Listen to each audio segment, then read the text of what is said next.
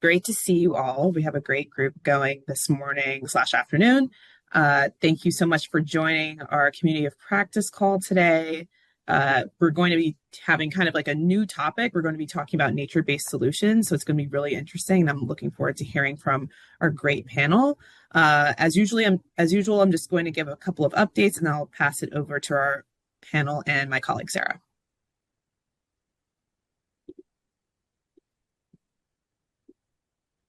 Sorry, it's not letting me go to the next page.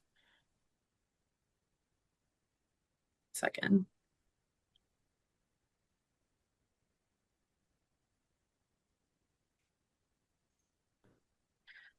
Okay, so as I think everybody on the CIC, it gets automatically subscribed to our newsletter. Here are just a few new resources that I uploaded in the past few weeks related to climate targets, specifically with the state of New York and state of California, and just thinking about rebuilding after disaster and how we're going to be focusing on the climate transition, especially if you want to talk about or think more about solar and anything like that, renewables, decarbonization.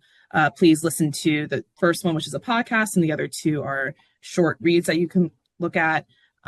So yeah, just please check out our knowledge base on the CIC, and you will also see these as well in our newsletter every week.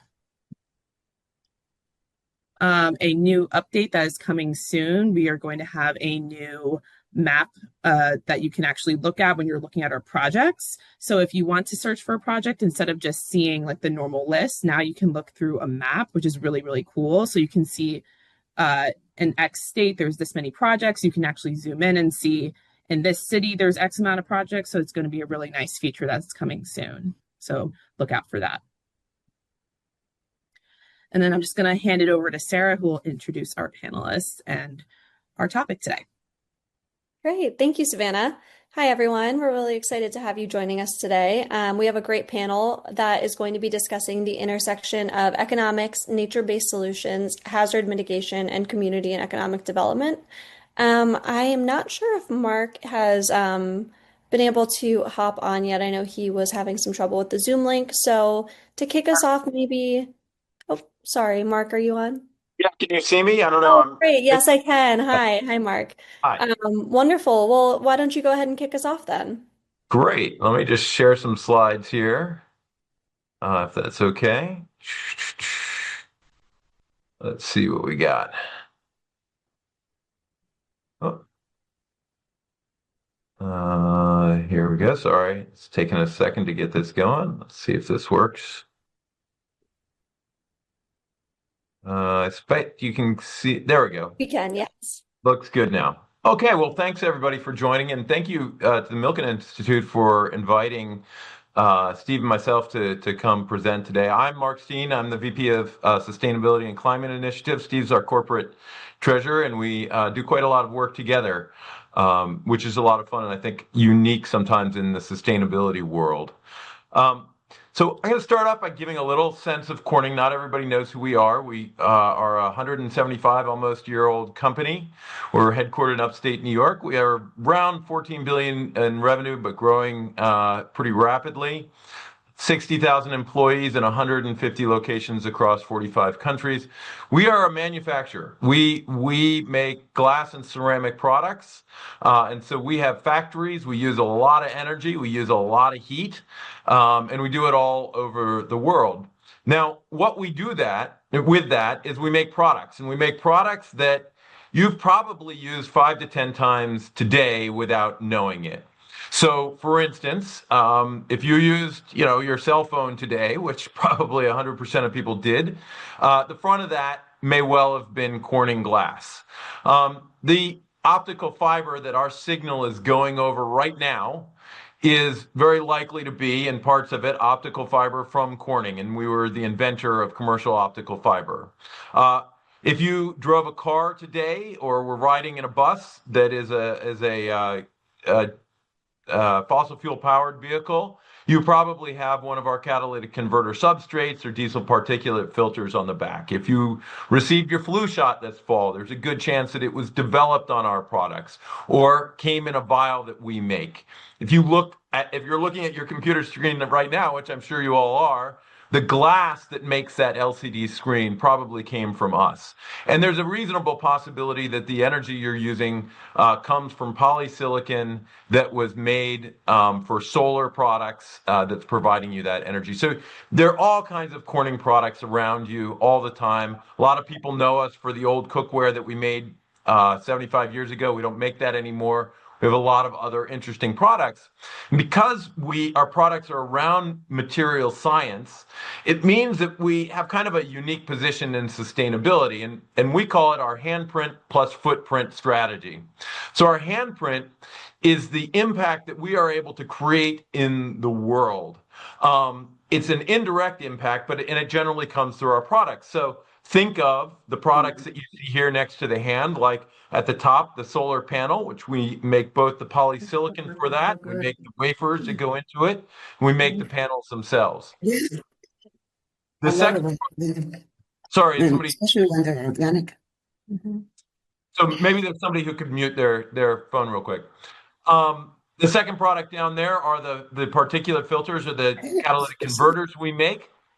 The third product is, and we've been doing that, by the way, sorry, the ceramic filters, we've been doing that since the 1970s, since the Clean Air Act came out and car companies came to us and asked us to solve their Clean Air Act problems. So these are products that are over 50 years old. We've been doing this for a long time. The third product is actually a new one, one that we're working on to create advanced high-density batteries for energy storage. These are solid-state batteries, and we make a key component there. And the last one is some filters for direct air capture. So we have this range of products that we use that can create an incredible impact in the world. But when we think about that, we step back and we say, yes, but if we are not doing all we can to reduce our direct impact on the world, then we're not credible in these product spaces. And so that direct impact is what we call our footprint. Now, from a climate change perspective, our footprint mostly comes from the energy that we use. As I mentioned, we have melting glass and firing ceramics all over the world 24/7. Melting glass happens at 1,500 degrees C, so we use a lot of energy. Over 80% of our energy, as you can see in the graph that I put right there, comes from electricity, which is why our emissions tend to be Scope 2 emissions. So it's only about 17% of our emissions that come from Scope 1. So from our perspective, that's great. That means we can use renewable electricity to get rid of a lot of our footprint. But that Scope 1 piece, even though it's considerably smaller, is also a much bigger challenge. When we change the fuel that we use to melt glass, it changes the core properties of the glass we're making. There are chemical interactions that we have to be very careful of because of the advanced nature of our glasses and ceramics that don't allow us to just simply fuel switch or even switch to a different form of heating like electrical. And that means that our Scope 1 emissions are very difficult to ameliorate through changes in our processes. Recently, we've been getting requests from customers to, in fact, ameliorate those GHG pollution sources. And that means that we need solutions that are not necessarily the long-term solutions, but near-term solutions that we can implement today. So what are some of those possibilities? Well, the number one that we go for always is efficiency. We can try and switch to low GHG fuel. As I said, that's a longer-term solution, as is source capture.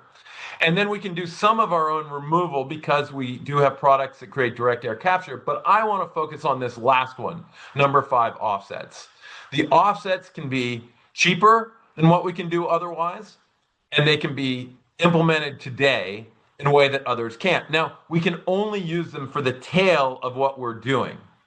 But this is where the nature-based solutions that we're going to talk about today with Harold come into play.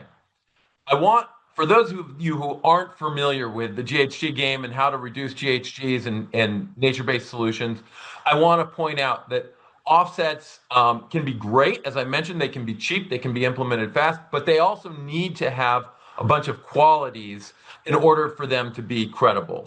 And so what we look for when we're looking at offsets is a set of qualities that I've listed over here on the right-hand side. Additionality, which means that they have to be doing something that wouldn't happen otherwise. Cost, obviously, no leakage, which means that they're not there aren't other ways that they could be used or be double counted. Permanence is obvious, and I think when we talk about nature-based solutions, it's important to think about the permanence or time horizon over which we capture and take keep the carbon dioxide out of the atmosphere. Transparency, we have to be able to see what's really happening and know it's happening. And then verification, which is similar. So that's sort of, I wanted to give you that demand side picture of nature-based solutions. How a company like us that does have a commitment to reducing GHGs in the world, that has a lot of ways to do that, but also has a specific challenge that we want to address, how we can use offsets, nature-based or otherwise, but also what we're looking for, because I think it does set up the story well for how other people might think about providing those nature-based solutions. That was sort of what I wanted to take people through. We'll have some questions at the end, but with that, I think I'm probably handing it over to Harold. Awesome. Yeah, thank you, Mark. Harold, would love to have you come on and introduce yourself. And I know you also had some slides to share as well. Absolutely. And I'm going to pull up my slides. And Mark, thank you so much for setting this up, because I think it's a great lead in. Okay. So I wanted to first, thank the Miliken Institute and this awesome program foundation, the Community Infrastructure Center. I think I've been following it now. I think you guys have done a great job in putting together really interesting information, pertinent for what many in this audience need. And so I'm really pleased and appreciate the opportunity to be here. And what I'm going to share with you today is a bit more about Clean Earth, but more importantly, what we're doing in the exact areas that Mark had been talking about, specifically on what are some nature-based ways of achieving offsets and carbon dioxide removals, which CDRs, which we'll talk a bit about that, and doing that in a way that is sustainably and economically viable. And I think that's something that we would agree. So part of what we'll be focusing on today is really transforming waste to value that will achieve those. A little bit about Clean Earth.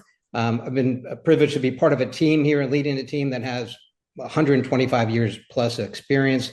We've in the team members collectively, we've deployed about 1,000 carbon-related projects around the world.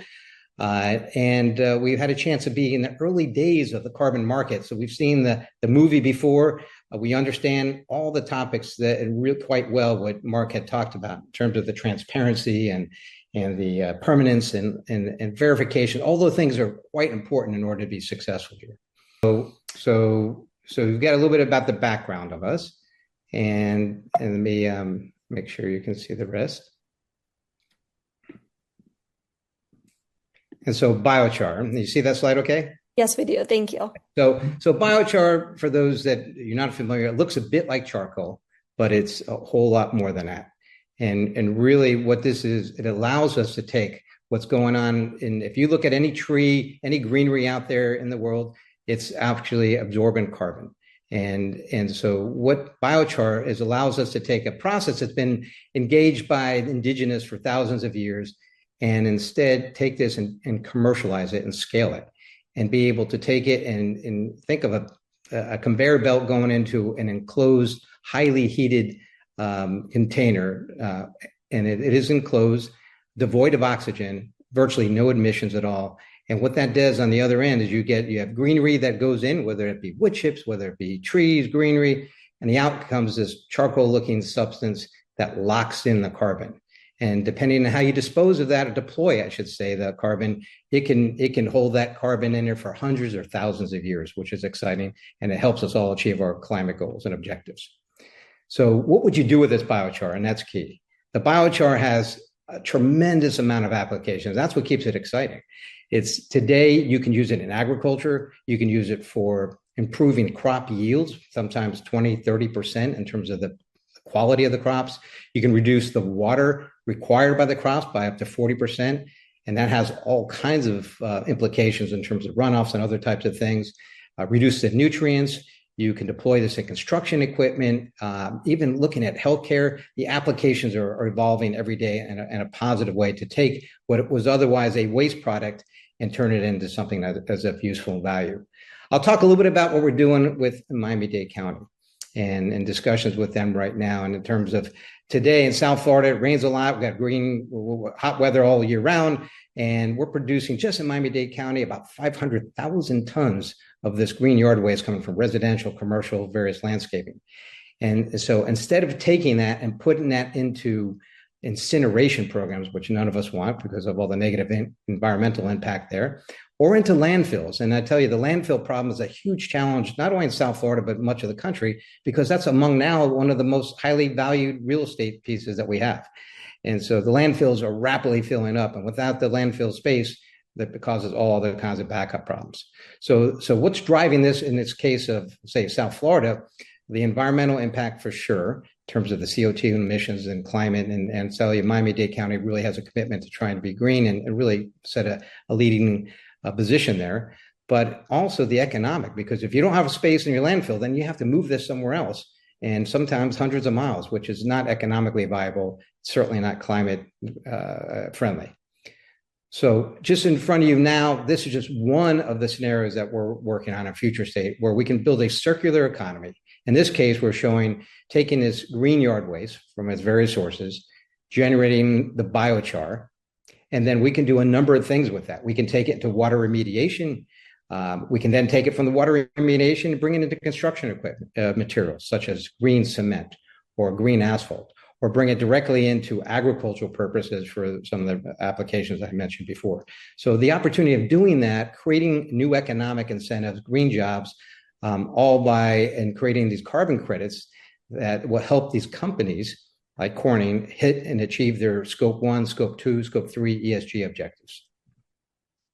So in the case of Miami-Dade County, we're hoping to help them redirect their landfill processes and therefore creating more room in there for just pure waste, create a new economic environment for the green jobs, and then use this solution, this sustainable economic set of solution in the biochar to reduce water crops, improve agricultural yields, and create just a new sustainable environment there.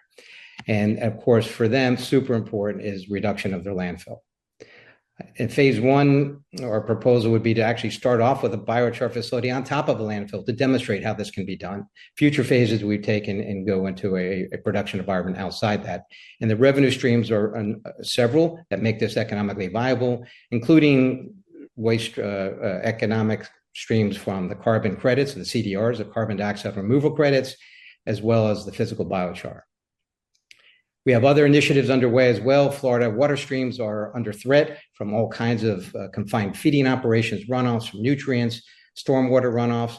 All those are a problem. And taking the biochar and creating a biochar project to remove those PFAS, forever chemicals, remove the heavy metals, remove some of the other ingredients that are in the water that are causing problems is a huge challenge and an opportunity. And the same thing in the pulp industry. What one point in time, an opportunity of taking wood chips from the pulp industry and turning it into paper, that industry is now going through disruptive change transition. We can take that waste product, in fact, are planning to take that waste product and turn it also into biochar solutions that also have a carbon generation capability that will help these companies like Corning and others address their ESG needs.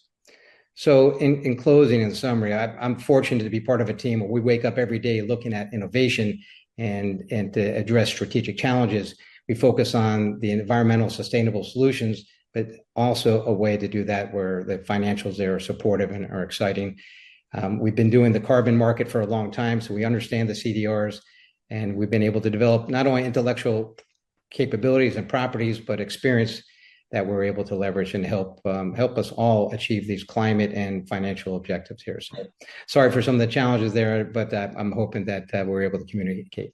No, that's perfect. Thank you so much, Harold. Really appreciate it. And then I have a couple of questions that I would love to ask the panel just before we get into audience Q&A. But first, Steve, I would love to give you an opportunity if you want to just introduce yourself briefly and if there's anything else you had to add. Thanks, Sarah. I appreciate that. And I actually have a question for Harold, too. But Steve Proper, Vice President and Treasurer here at Corning, and we're looking for ways to come up with innovative financing for all of our initiatives, particularly the climate initiatives. So that's one of the ways that it's been great to be working with Milken Institute.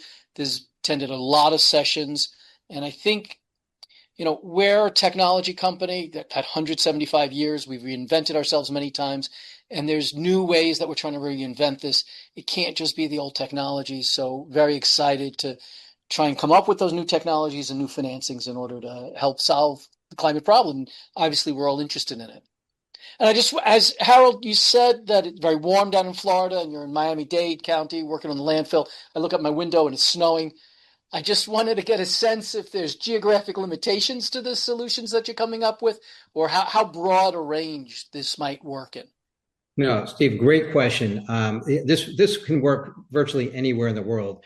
And the green yard waste is only one example of an input that can go into a biochar facility. As I mentioned, various biomass from whether it be from wood and forestry, that where you're sustainably managing a forestry. There's plenty of wood waste there that can go into creating biochar. There's a number of other components in a waste stream of a landfill, as an example, that can also be good capabilities to go in and create biochar and still achieve the similar objectives, including even crates. Shipping crates are another good example. All these are areas that we're looking at that are things that are considered waste that we can turn into a valuable solution.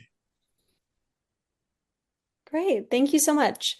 And I just had a quick question about how nature-based industries such as biochar can serve as a model for linking climate resilience with local economic development more broadly. And happy anyone who wants to jump in, please feel free. Hi, this is Jay Eisenberg. So I work with Harold. I'm his CFO. Thank you again for this great opportunity. We ultimately hope to open up projects in economically disabled areas to drive jobs where they're needed. So that's really an element on our roadmap longer term. One of the things we'll need longer term to scale is the financing piece, but there's a lot of good that can be done to help people as well as helping people through the environment, helping people with jobs. I'll give another example that comes out of some work that we've been doing. So we work with with the world's largest woman-owned and woman-run labor union in India. It's called SEVA. They're very interested in enhancing the soil quality. So one of the problems in India is that the soil is actually dying, and that obviously reduces the agricultural capabilities of the soil and has a direct economic impact on the local population, and candidly also a nutritional impact and lifestyle impact. We're coming at it with a solution that is a unique technology that we have that helps to scan and characterize the soil in a very rapid way. That's a different point. But if they can take local organic waste product, and turn it into biochar to enhance the soil and bring it back to life, which is exactly and Harold and Jay, you guys can correct me, but I know a little bit about biochar. I'm pretty sure that's exactly what biochar can help do. Then that's another way that you can drive the economic impact in a local area from biochar. Absolutely. Great point. And really being able to set up these projects in areas that might not otherwise have industry or dying industry, and doing that in a way that is climate favorable and still have strong economics. I think there are plenty of these opportunities, and we're seeing that on a regular basis now. Amazing. Thank you. And kind of along the same vein, how can we ensure that community perspectives are informing the design, governance, and measurement of nature-based and forest-related investments for long-term benefits? I mean, I'll just start off with saying part of it's just education and awareness. I can't tell you how many times I'm explaining what biochar is to somebody and they have no clue, even a farmer. And I think it's getting there. People are appreciating what it can do. The other part is that they have, being able to explain that that's in a way that you can create biochar in a way that it is environmentally friendly so that you're reducing the amount of emissions, you're reducing the overall CO2. I think part of that's awareness and education, from my view.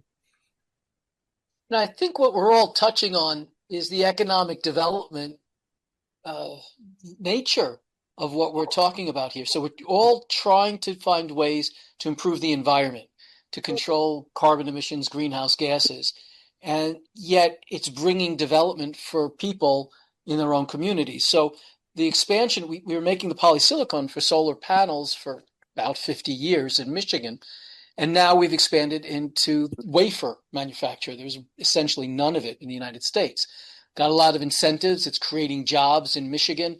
It's really good for the local economy. And yet, so we partnered very closely with them and we had their support. What's fascinating is it requires a lot of energy. So can we partner with the utility that's helping us produce the wafers to have them buy our output of solar panels so that we can kind of complete the circle and have a greener solar panel? So it takes time, but there's ways that, and then, we can all work together and really come up with mutually beneficial solutions. That's what's exciting about this space, much more so than many others. Absolutely. I appreciate that. And oh, sorry, go ahead, Jay. I was just going to say a question just came in, a very good one about measure, report, verify. So there's a lot of reporting, detailed reporting required for the biochar creation, CDR credits, and Harold's much more versed in this than I am. So Harold, maybe you want to comment for a moment on that. Yeah, and we've done this for years, so that you have to take, in order to get a CDR, carbon dioxide removal credit, you have to adhere to, as Mark suggested, you have to have the metrics, the numbers, the visibility, the transparency, verification, additionality. All those things are part of the equation to create a carbon credit, and in this case, a CDR, and they are among the highest value of those credits, given the permanency and then the verification. So it's a good question. It's an important one, and it helps the financial industry be more comfortable to make those investments and to stand up with their constituents and acknowledge they're doing the right things. I'm going to piggyback on that last comment that Harold made as well, because that's where my mind went, both on the prior question and on this one, which is from my perspective as this person responsible for sustainability at a global company. I want to know that what we're investing in does have the kinds of qualities I talked about, and the verifiability, the additionality, et cetera, but also, to Sarah's direct prior question, the ability to know that we are having a positive impact on the local economy, and that the local voices have a say in that impact. And so really those sort of mechanisms of MRV that the questioner asked about are one way in which we can feel better and more confident in the investments we're making, and that helps us add more dollars to the pot and scale the solutions as Harold and Jay are trying to do. And I saw a question flash up, but I didn't quite see what it was. So Sarah, maybe you can. Great. Yeah, absolutely. Thank you so much. I see the question from Klaus in the chat here, and I think that we have covered that one. But I have a few more questions I can ask, but I don't want to distract from the audience. So I would love to just open it up. If anyone, Tina, I saw your hand pop up. Would love to have you just unmute and ask your question.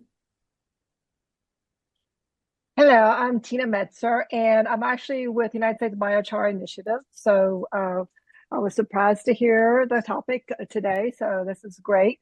And I apologize, I had to pop off for a few minutes, and I also have to get back off again. But I wanted to of course, tell you about the United States Biochar Initiative and kind of touch on some of the things that everyone has been talking about with the education portion of biochar. That is extremely important. And the United States Biochar Initiative, we're a nonprofit working on that. And we're also working on developing the markets around the physical biochar. So when you take that waste product, we're developing markets for that physical biochar, along with which would also get CDR credits and such. We're also working on some ANSI standardizations, which will make the biochar more standardized, and people will have a better understanding of the biochar product. And we're also developing, as the markets around the physical biochar, and we're developing a lot of agriculture markets. And some of those things we're going to be doing a biochar, growing with biochar training. So we're going to kind of travel around the country and talk to people who are working with farmers, because the education portion is so extremely important. And not all biochars are created equal. So we want to really educate people working with farmers and the farmers in the agricultural community. So great to hear. I do have to jump off very shortly, but I was surprised that this is what the topic was actually about biochar, like the nature-based solutions. So I have to stay and introduce myself. So if anyone have any questions or would like to contact me at some point, I would love to speak to you all. I'm very open to that, and we as an organization are as well. So Nice. Amazing. Thank you so much, Tina. Nice, Tina. Thank you. I would love if if you're able to shoot me, you can do a private message maybe and just send me your email. I would love to connect and get you your information plugged in as well. Okay, excellent. Thank you. Thank you so much. And I saw Sorry, I have to jump off. Oh, no worries. Thanks for coming. And I saw we just had another question in the chat from Sandra. Sandra, I'm happy to read it for you, but if you want to come on off mute, would love to have you ask directly too.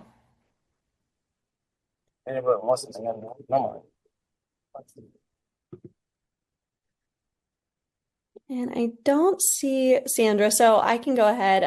And Sandra wanted to know, for communities with a large number of brownfields, are there any applications for biochar that can be used for improving soil? Great question. The answer is yes. And, biochar, among its many applications, is not only great for remediating soil that have been damaged or eroded over years, but it also has the ability to pull out those, again, the forever chemicals, the heavy metals, other kinds of things. And so there's continuous a number of projects that are deployed today and continuous innovation in that area. So it's a great application. Wonderful. Klaus? Yeah, we're working on a project with the Schumacher Institute to enable small and medium-sized farms to get into this ESG market. Typically, it has been cost prohibitive for farmers to engage because the cost of measurement has been eroding most of the benefits. So there are other critical points, like biochar is a great one. For example, nitrogen runoff is another one. Watershed improvement, there are single point measurements that allow you to deduce the implications, right? In order to reduce nitrogen runoff, you have to do all kinds of things that are regenerative in nature. So we're working on types of measurements that allow small producers to enter this market. And I think this can be really transformative if we can figure this out. That's great, Klaus. I see that happening as well, and I think the market can grow at both ends, where the smaller producers of biochar, the farmers, can get involved in having these great impacts on the environment. At the same time, I think the market calls for some larger, higher scale as well. So I think they can both happen in parallel. Fantastic. Do we have any more questions that I can get from the audience before I ask a few more that I have? Someone has their hand up. I have a question. Hi, everyone. This is more on the financing side. So I am seeing that. So we're a mission-based lender, and we actually have had a good amount of biomass and biochar businesses come to us for financing. And what we've noticed is that this type of business model works really well, and it's super complementary when stacked with private capital, USDA programs, and CPACE. And that brings a huge chunk of financing that makes available for these projects to actually get off the ground. But when you bring in USDA, when you bring in these programs, you're usually looking at owner's equity to contribute into the program. And that's usually the thing that stops the project from actually happening.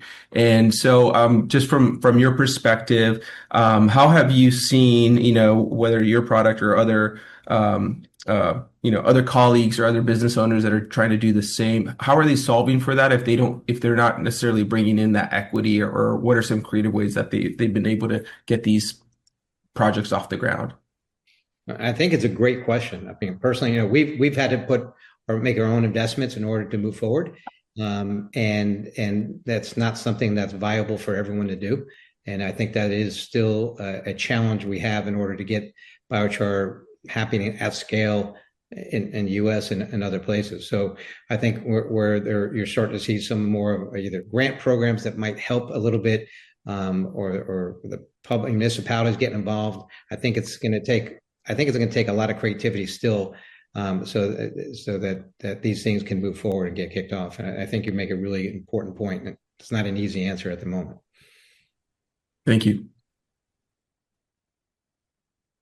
Yeah, and similarly, I'm kind of curious, what, from your perspective, are some policy or financing signals that are most needed to make nature-based and bio-based industries investable at scale, particularly for a lot of the communities that we work with on the platform that haven't traditionally benefited from climate or conservation finance?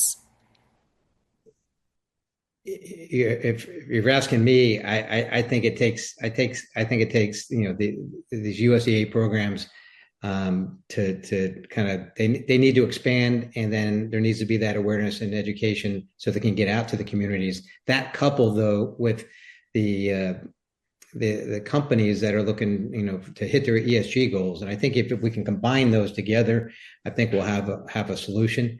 But you can't take this to a normal traditional bank and get a project finance, not till it gets to some level of scale. But I think the part where the corporations like Corning and others can really make a difference is where they can make a commitment after their own due diligence to the various projects that are out there, that whether it be the carbon offsets or others, that is a way to help fund these projects. Mm-hmm. If they're large enough, and that can make a difference for those projects that are a certain scalable size. That sounded like a not so subtle request, but yes. Well, the industry in general, and I think they're doing some. I think you guys are obviously, Corning's on the forefront of really making some big differences, but I think other corporations out there still have to do their share and make a move. And so, congrats to you guys. No, absolutely. That's why we've been talking. But I think you highlighted. I just want to emphasize there are two fronts. One is the standardization. What is needed? What can the government do? What should be required? What kind of stability is there over time? And the first question we got on the MRV protocols is great too. So whatever standardization can be out there is going to help everybody, I think. And then the second is Mark walked through our businesses. You can imagine that a lot of our clients, our customers, are high tech. They care about this topic. They're putting requirements on Corning. So we're committed because that's who we are. We're also committed because our customers are demanding it of us. That will go far, but to go farther and get more, there needs to be some more minimum requirements. Good point. See, it looks like Melissa has her hand up. Everyone. I'm Mel Moitz. I'm the California Governor's Strategic Growth Council. I'm just curious, I'd love to hear more. I know we've talked about additionality and permanence, particularly in terms of kind of adhering to standards, but I guess I would just love to hear kind of beyond these sort of standard reporting frameworks. How are we thinking about the bigger picture of biochar as an offset? And I think my kind of question or concern sort of comes from what would have happened to the biomass otherwise? And so when we were talking about the soil regeneration in India, would that have been kind of occurring otherwise? And then I think I have another question, maybe just kind of about perhaps related, kind of scaling the market and intentionally increasing demand, which from a business perspective makes sense. But I don't know, I guess, how are we thinking about potential risks that might come with that scale? I think my very limited understanding is that, some biochars might, I don't know, contain contaminants, or that, is it pyrolysis, like that process can't do. And so just things like that I'm curious about, thinking about the growth of the biomass industry, and yeah, balancing that with our climate goals. Good questions on there. Mark, did you want to take any of that up front, or I'm happy to jump in? Why don't you jump in, and I will clean up if I see an opportunity. Sure. So I think your first point was regarding what would have happened in that biomass, and if in India as an example, but in other places. I think that's the heart of, in order to create some of these carbon credits, or CDRs in this case, is you have to have additionality. So if not for these CDR carbon credits and the financing from that, what would have been the current state, the current case? And so I can tell you, in the case of the landfill situation, it's going to go to landfill. It's going to emit methane. It's going to emit CO2. It's going to turn into mulch. All that's going to be negative. You're not going to have a chance to apply that to rejuvenating the land. So I think it's all about additionality in that particular case. A bit about the pyrolysis, and there's different forms of pyrolysis, but what we advocate is enclosed oxygen, devoid of oxygen, and that has an opportunity to really destroy a lot of potential contaminants like PFAS and other things like that. That being said, though, and the metrics call for, you need to test for these biochar. You need to test results. You need to have trusted labs so that you can test determine, depending on your application, how you're using it, to make sure that it is safe for the environment. So you need to be sensitive to that. So if you're putting in cement, that's one thing. If you're putting in for agricultural purposes, that's another thing. And there's different levels of testing that you need to adhere to in order to be safe there. And in just general scalability, I think the market I think the demand is built in. The agriculture community, I think, would need this, will want this, but it needs to be enough of it. So it's kind of a chicken and egg. We need to have enough of the supply in order to address the demand. And I think that demand is out there, and not only agriculture, but water remediation. And I think the ability to do green products like cement, asphalt are going to be an enormous opportunity to come in the future. So Mark, go ahead and help me out. Well, that was a terrific answer. I'm going to add something from a totally different direction. So Corning and some of the things that we do, we're really about an innovation company. And I want to make a point about innovation here. I believe very strongly in working towards climate change amelioration, and I've dedicated, obviously, my career to it.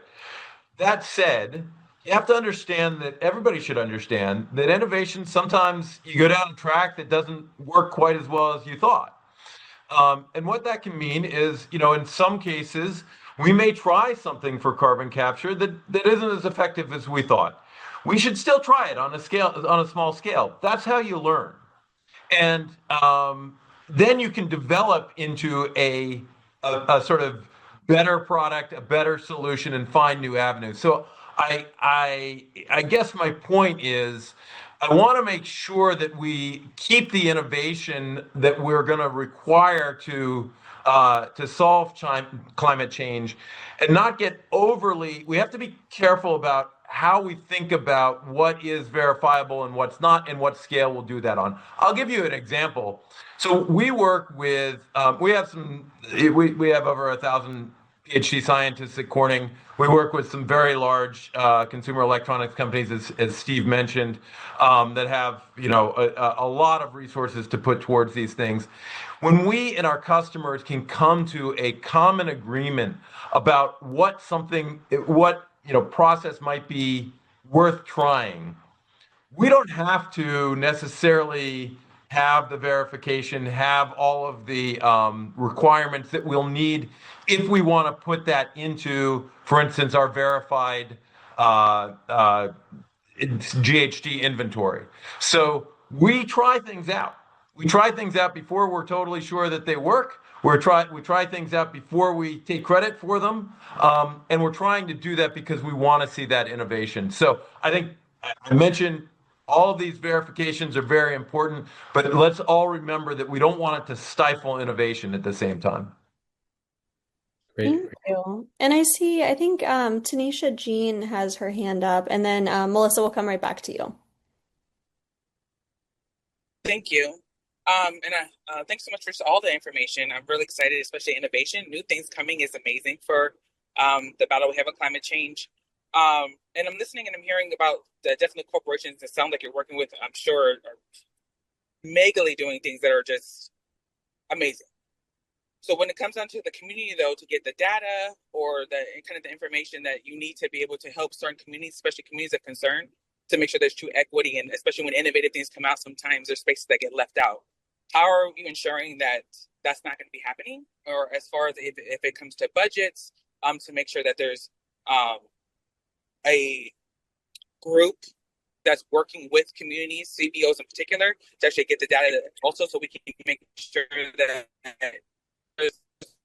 kind of get left out. So try to make sure we're filling those ones as well. Yeah, no, I'll just give you a view on that. I mean, I think it's an important question, and I can tell you that we are looking at deploying some of the biochar facilities, in this case in northern Florida. So hopefully it will show up on the map at some point in their future, that are in those communities they're in need of jobs, they're in need of innovation areas of high tech, and so we're looking to deploy in these communities, and we're working with the counties who see the value of these new higher paid green jobs, and these industries that are going to be around for a long time. So and so what we in this case would bring the data verification, the structure, but then be able to hire and bring the core team members in from that local community, and I think that's where the win-win comes into place, especially in some of the rural areas or areas that are in need of job and hire better jobs. Thank you. If I can follow up real quick, it's just so, and I know, especially with innovation, we want to make sure that our youth are really more involved into the spaces like this. So in the city of San Diego, we've created resolutions for lots of different facets that'll lead into better climate change to green jobs. Do you think there might be an interest to do something like a youth pathway program? Because that's the curriculum I'm working on right now with our Sweetwater and San Diego Unified School Districts. Is to wanting to try to do more green pathways to career developments. And with this being such an innovative way, has there been thought maybe of bringing more youth kind of spaces to make sure that they're even knowing this is available to them? The answer is absolutely. And we intend to engage with not only the universities, but then the high schools and the youth, so they can see what's possible. And so we're excited about that challenge and that opportunity. And of course, the youth is the future. Great. And Melissa, we can come back to you, and then I want to be mindful of time. So if anyone else has additional questions, please raise your hand, and then we can go ahead and try to get everyone slotted in. Something, sorry, I'll be quick. I did just kind of want to follow up. I think from my perspective, it's clear biochar, excellent innovation, no question. I absolutely understand that some emissions will be harder to address than others. But I guess, Harold, you mentioned, that biochar demand is already growing organically through agriculture and water remediation. And so maybe this is a question for Mark. Given that Corning's emissions are, to my understanding, more likely concentrated in industrial processes and energy use, like how do you kind of maybe see that connection to biochar? I'm just curious. Yeah, so I mentioned in the talk, so a lot of our emissions are connected to industrial production. So basically, think of it as melting glass and firing ceramics, and it all comes from energy, or most of it. And it is a reasonably small proportion of our total emissions that come from Scope 1, and specifically, generally burning natural gas. And so why would biochar be the solution for that? I think that's where we have to be very careful. My favorite solution would be, candidly, to go to a zero GHG fuel for that process. But as I mentioned, in some cases, changing the chemistry of the fuel we're using actually changes the product characteristics of the glass. So that's where we start to look and say, okay, if there's no way that we can change the fuel that we're using, we can try and reduce it. We can do a lot of other things. We can try and capture it at the point source. But for that tail that's left over, are there credible ways that we can use credits like like those provided by biochar to reduce our overall GHG impact, with hopefully the eventual goal of getting down to zero? So we don't think of it as a primary or even candidly a secondary way of getting there, but it may wind up being an important piece of it. And at the end of the day, I mean, for better or worse, I'm kind of sorry to say we have enough emissions so that even if it's a small proportion of ours, it's still a meaningful impact. Does that make sense? Does that answer your question, Melissa? Thank you. Awesome. I think we have time for one more question if anyone has anything that they would like to ask.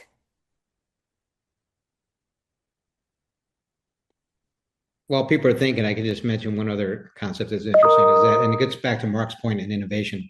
I think there is a tremendous amount of innovation around biochar. We like to think of ourselves as kind of key in that. And one of the things we're doing is we're taking various enzymes and combining that with the biochar for water remediation. And so when you combine different innovations, biochar and other kinds of microbes and things of that nature, you can get a 2 + 2 = 10 or something else exciting there. So I think to Mark's point, the continuous innovation, it's not always going to work out and hit a home run, but I think that there'll be a foundational and continued learning for the industry. And so we're thrilled about those opportunities that I think we're going to see a lot more exciting things in this area coming out that we all can leverage. Amazing. Thank you so much. And I don't see any more questions, so I just want to thank our panel so much for joining us today. Steve, Mark, Jay, Harold, thank you so much. We've learned a lot about nature-based solutions and biochar, so I'm really looking forward to sharing out all of the resources and the recording for this call, and then any contact information to get people connected. Really appreciate your time. Thank you so much. Everyone else, we'll see you next month. Thank you Thank for you for hosting the us. opportunity. Great to meet you all. Thank you, everyone. Thank you, guys.